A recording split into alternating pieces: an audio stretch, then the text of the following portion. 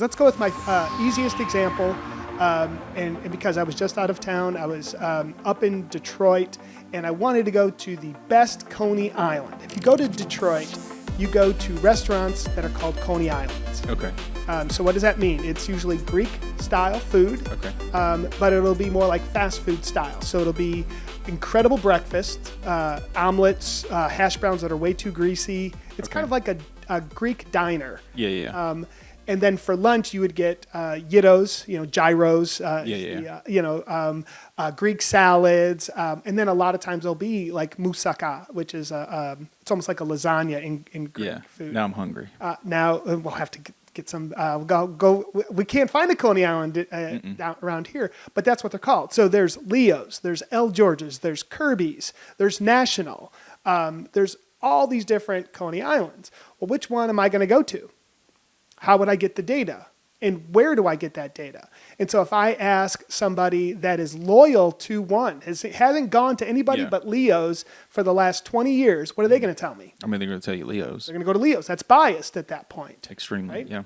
But if I instead go to a place and I get 7 different people and they say, oh, go there because, man, their salads are enormous. They have the best this. I love their dressing. Another one says, oh, but if you want to get their spinach pie, it's amazing, and then, so you get all these different reviews.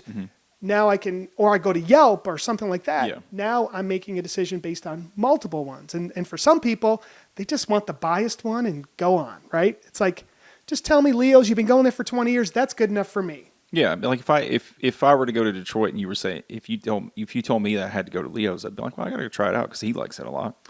And but I would tell you the fact is El George's is the best. Okay, well, obviously I would go to El George's then.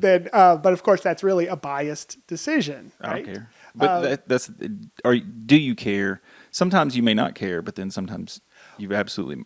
In this case, I would want to try all of them over time if I could. But if I'm in Detroit once and I had to go to one, where would you go? And now I'm picking El George's. Why? It's on Michigan Avenue, 5 minutes from my parents' house. It's where we go. I love their salads, and my kids love it. And when you go in there, it looks like it's from 1970s.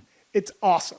It's just that throwback diner style. Leo's is great, but there's like 50 of them. And, so it's more of a chain. That's how hot chicken is in Nashville. That's right. Yeah. So the Hattie B's versus the Prince's is a big. That's a good example too. And so same concept. Always good.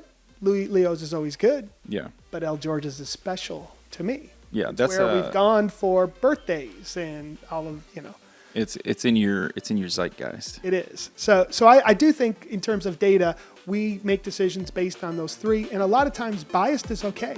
Yeah, it's fine. We have our good friend, our data storytelling friend, Zach Gemignani. If he tells me a Italian restaurant is good, I'm going to believe him because he's Italian. That's it. That's the only reason. That's the only data point I need. He also says he's a Italian food snob, and I believe him. So I'll believe him, and that's a biased decision, but that's okay. I didn't need to go and get everything. Yeah, it was really easy too for you. That's right.